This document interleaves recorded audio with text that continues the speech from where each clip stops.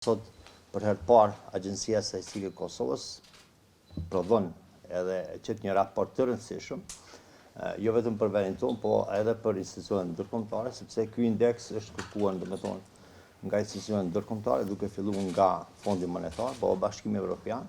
Është një rëndësi të veçantë sepse për herë të parë në Kosovë matet indeksi i çmimeve të pronave banesore në Kosovë, i cili do të ndihmon sidomos politikë bërësit, po edhe institucionet private, jo vetëm ata shtetërore.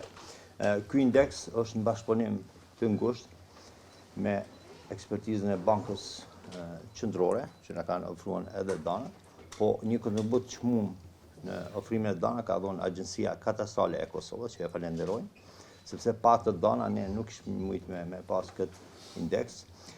Po ashtu Ministria e Financave, domethënë, na ka mbështetur gjatë gjithë kohës, po një rëndësi shumë të veçantë është ekspertiza e Fondit Monetar, sepse ky indeks është në harmoni me protokollin me rregullat e Fondit Monetar.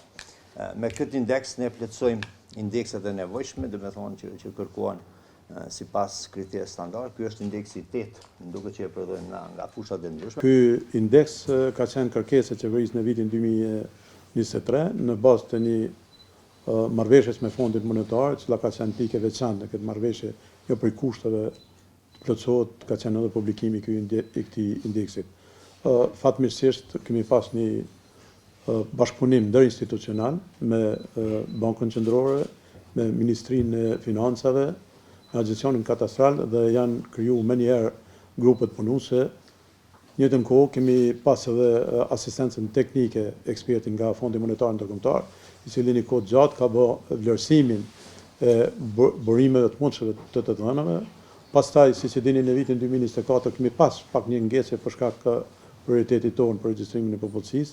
Dhe më njëherë kemi vazhduar me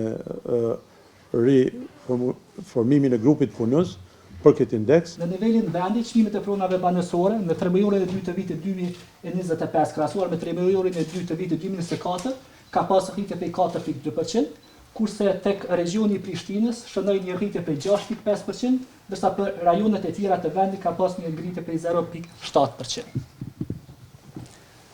Në këtë grafik kemi paraqitur ndryshimet vjetore në përqindje, do thotë janë ndryshimet të cilat janë ndryshimet mesatare, duke filluar prej vitit 2019 i cila është 2.1%, në vitin 2020 0.2% për shkak të pandemisë, si dhe në vitin 2021 2.4, në vitin 2024 4.5, në vitin 2023 3.7, si dhe në vitin 2024 4.0%. Në bazë të këtij grafiku e shohim se ka një trend rritës prej vitit 2018 deri në vitin 2024, cili ka arritur një vlerë indeksi prej 118.1%.